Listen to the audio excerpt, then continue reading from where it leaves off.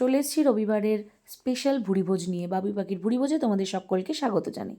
চলো দেখে নিই আজকের রেসিপি বানাতে কি করেছি। প্রথমেই চিকেনকে টক দই দিয়ে ভালো করে ম্যারিনেট করে নিয়েছিলাম। দেখো ঠিক এইভাবে নুন ছাড়া কিন্তু আমরা ম্যারিনেট করেছিলাম।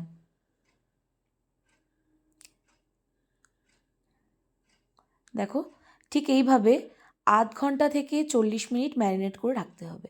এবার প্রেশার কুকারে আমি এখানে আলু আর ডিমটা নিয়েছিলাম, নিয়ে খানিকটা পরিমাণ কাশ্মীরি লঙ্কার গুঁড়ো, জল আর নুন, এই 3টে জিনিস আমি মিক্স করেছিলাম। এরপর মশলার জন্য আমি নিয়েছিলাম এখানে এভারেস্টের শাহি বিরিয়ানি মশলা, আর নিয়েছিলাম গোটা গরম মশলা আর গুঁড়ো গরম মশলা, শাহি গরম মশলা সানরাইজের, আর নিয়েছিলাম পেঁয়াজ, কাঁচা লঙ্কা, শুকনো লঙ্কা, রসুন, আদা। যদিও বিরিয়ানিতে আদার পরিমাণ কমই লাগে। একটা গামলা বা ডেচকি বসিয়ে নিয়েছিলাম, তাতে সাদা তেল, ঘি দিয়ে তেল গরম করেছিলাম, তার মধ্যে দিয়েছিলাম গোটা গরম মশলা। এরপরে মশলাটা বেটে দেখো এই পেঁয়াজ, আদা, রসুন আর কাঁচা লঙ্কা, শুকনো লঙ্কা, এই 3টের পেস্ট আমি এর মধ্যে দিয়ে নিয়েছিলাম। একটু নাড়াচাড়া করেই এর মধ্যে দিয়েছিলাম নুন,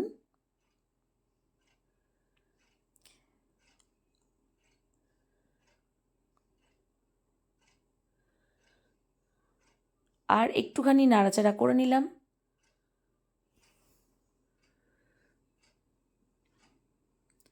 এরপরে দিয়ে নিলাম জিরের গুঁড়ো,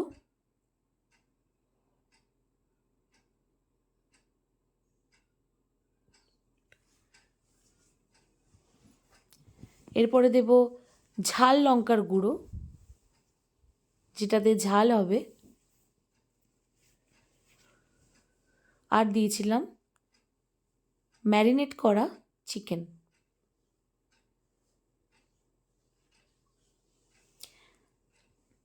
এটা দিয়ে খুব ভালোভাবে কষতে হবে। এটা না একদম ঘরোয়া একটা বিরিয়ানি রেসিপি, যার মধ্যে বাইরের কোনো ফুড কালার থাকছে না।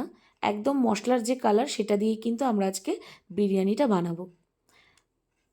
আরেকটা ছোট্ট গল্প আমি তোমাদের সাথে করে নেব, তবে তার আগে দেখে নাও কি আমি এর মধ্যে দিচ্ছি। শাহি গরম মশলার গুঁড়ো সানরাইজের, এটা কিন্তু আমি এখানে ব্যবহার করছি। এটা দিয়ে ভালো করে মাংসটাকে নাড়াচাড়া করে নিতে হবে।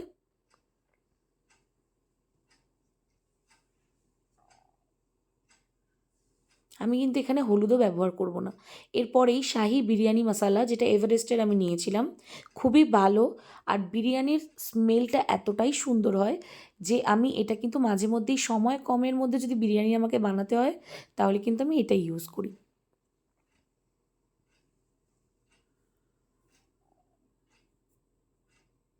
এবার আমি খুব ভালো করে চিকেনটাকে কষিয়ে নেব। আসলে এই ধরনের বিরিয়ানি আমাকে মাঝে মধ্যে করতেই হয়, তার কারণ আমার বাড়ির লোক, অ্যাকচুয়ালি আমার বাড়িতে মানে গন্ধওয়ালা বিরিয়ানি খুব একটা পছন্দ করে না। তাই একদম সিম্পলভাবে গন্ধ কম দিয়ে আমি কিন্তু এগুলো বা এই বিরিয়ানিটা কিন্তু বানাই, আর এই ইনগ্রিডিয়েন্টসগুলোই দিয়ে। তো এর মধ্যে দিয়ে দিলাম গোলাপ জল আর কেওড়ার জল, আর এবার দিলাম কাশ্মীর লঙ্কার গুঁড়ো, এটা লাল হওয়ার জন্য।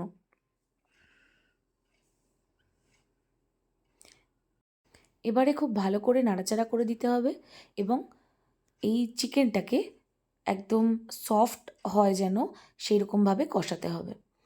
এবার অন্য পাশে আমি প্রেশার কুকার এর মধ্যেই ভাতটা বানাবো, এর মধ্যে জল দিয়ে নিয়েছিলাম, আর দেখো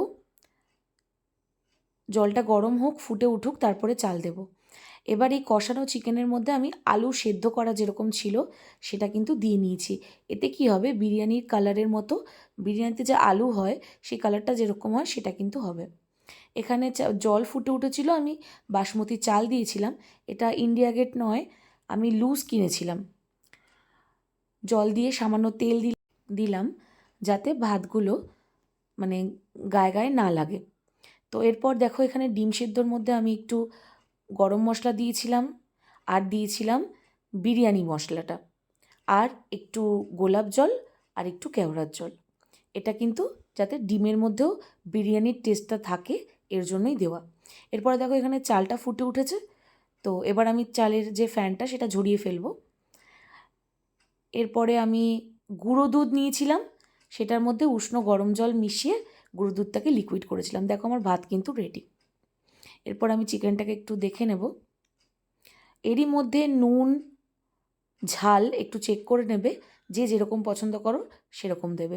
তবে ভাতটা রেডি করার সময় আমি কিন্তু ভাতের মধ্যে নুন দিয়ে নিয়েছিলাম। এখানে ওই যে দুধটা আমি বানিয়েছিলাম গুঁড়ো দুধ আর উষ্ণ গরম জল দিয়ে, তার মধ্যে দিলাম মিঠা আতর। এখানে কিন্তু আমি বেরেস্তাটা বানিয়ে নিচ্ছিলাম কড়াইতে পেঁয়াজ ভেজে। দেখো আমাদের চিকেন রেডি। এরপরে আমরা মিক্স করব। চিকেনগুলো আমি একটা বাটিতে তুলে নিয়েছি, আর 2-4 পিস চিকেন সাথে ঝোল আমি কিন্তু গামলার মধ্যেই ছেড়ে দিয়েছি। দেখতে থাকো যে এরপরে আমি কি করি। দেখো এবার কিন্তু আমি বেরেস্তাটা যেটা ভেজেছিলাম সেটা কিন্তু ওই মশলাটা এবং চিকেন যে বানানো ছিল বা রেখে দিয়েছিলাম গামলায়, তার উপরে অল্প অল্প করে দিচ্ছি। এতে কি হবে, এইরকমভাবে তুমি যদি বিরিয়ানির চালটা যখন ভাতটাকে রেডি করবে, তখন কিন্তু ভাতটা নিচে লেগে যাবে না। দেখো এরপরে আমি একবার রাইস বা ভাত যে যেটাই বলো না কেন আমি দিয়ে দিলাম। আর ভাতটা কিন্তু একদম 100% বয়েল করা যাবে না, 80% মতো বয়েল করতে হবে, বাকিটা স্টিমে হবে। তো দেখো ভাতগুলো আমি ছড়িয়ে দিচ্ছিলাম। এরপরে দিয়ে নিলাম বিরিয়ানি মশলা। খুব ইজি একটা রেসিপি। যাদের মনে হয় যে বিরিয়ানি বাটাবাটির জন্য করতে ইচ্ছা করে না, তারা কিন্তু সানরাইজের আর এভারেস্টের এই মশলাগুলো এনে কাজ করতেই পারো। আর খুবই টেস্টি হয়, একদম ঘরোয়া হয়। এর মধ্যে কোনো রকম কোনো মানে কি বলবো, খুব বেশি স্মেল জাতীয় কিচ্ছু নেই, একদম খুব লাইট হয়। এরপরে আমি দিয়ে নিলাম গোলাপ জল। এটা যার যার কীরকম কে স্মেল মানে পছন্দ করো সেরকমভাবে দেবে। এবার দিচ্ছি কেওড়ার জল।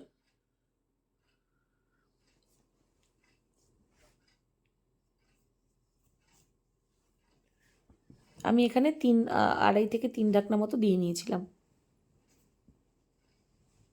এরপরে শাহি গরম মশলাটা দিলাম। আমার বাড়িতে তো এটা ভীষণই ভালো খায়, কারণ আমার বাবা বাইরের বিরিয়ানি একদমই পছন্দ করে না, কিন্তু এই বিরিয়ানিটা করলে কিন্তু বারবার চেয়েই খায়। এরপরে আরও একটা লেয়ার আমি দিয়ে নিলাম চিকেন আর আলুর।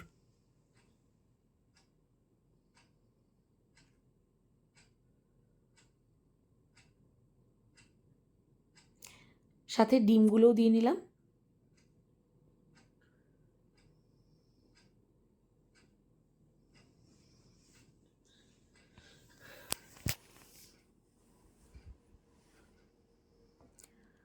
দেখো ঠিক এইভাবে সাজিয়ে নেবে, এতে পরে সার্ভ করতেও সুবিধা হয়।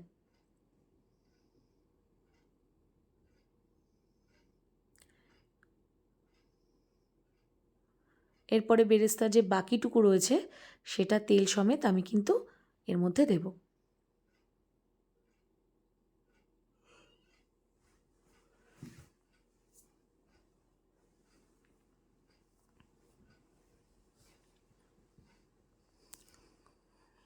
আর বাকি যে ভাতের লেয়ারটা আছে এবার কিন্তু আমি এর উপরে দিয়ে দেব। এটাই আমাদের লাস্ট লেয়ার। তোমরা কিন্তু অবশ্যই ট্রাই করো। আজকের এই রেসিপিটা কেমন লাগলো অবশ্যই জানিও। যেহেতু রবিবার, তাই আজকে তোমাদের জন্য এবং আমার ভুরিভোজের জন্য আজকে কিন্তু এই রেসিপিটা আমি বানিয়েছি। ভালো লাগলে অবশ্যই বাবুই পাখির ভুরিভোজ চ্যানেলকে সাবস্ক্রাইব করো, লাইক কমেন্ট শেয়ার করতে কিন্তু ভুলো না। আর প্রত্যেকে একবার করে বাড়িতে ট্রাই করো, আর আমাকে জানিও তোমাদের কেমন হয়েছে আর কেমন লাগলো। এরপরে আমি দেখো যে বাকি যে দুধের আর মিষ্টি আতরের যে মিক্সটা ছিল সেটা কিন্তু আমি এখানে দিয়ে নিলাম। এরপরে দিলাম আবার বিরিয়ানি মশলা এভারেস্টের,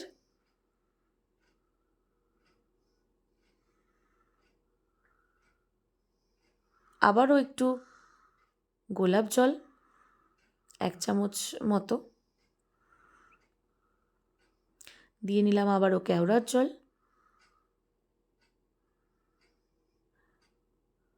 আর যেটুকু বাকি অংশ ছিল বেরেস্তার ঠিক সেইটুকুই আমরা এখানে দিলাম। এক্সট্রা কোনো কালার কিন্তু আমি এখানে দিইনি।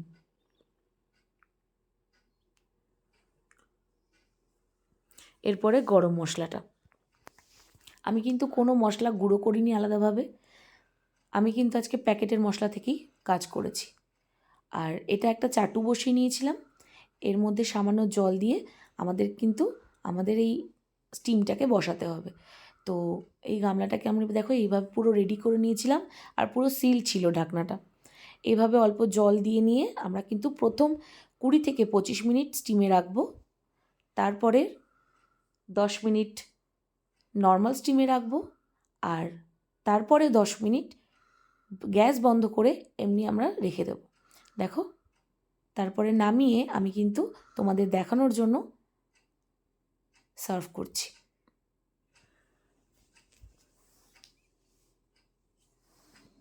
কেমন লাগলো তোমরা অবশ্যই জানিও। আমার তো ভীষণই ভালো লাগে এই রেসিপি,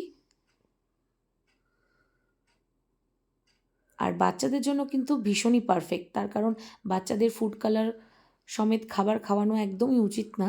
তো সেক্ষেত্রে কিন্তু এই বিরিয়ানিটা কিন্তু প্রত্যেকের জন্য খুব হেলদি, সব থেকে বড় কথা এটাই। তো দেখো আমি এখানে সার্ভ করে দিয়েছি। সানডে তো খুব খিদে পেয়ে গেছে জানো তো। তবে আজকে আসি, টাটা।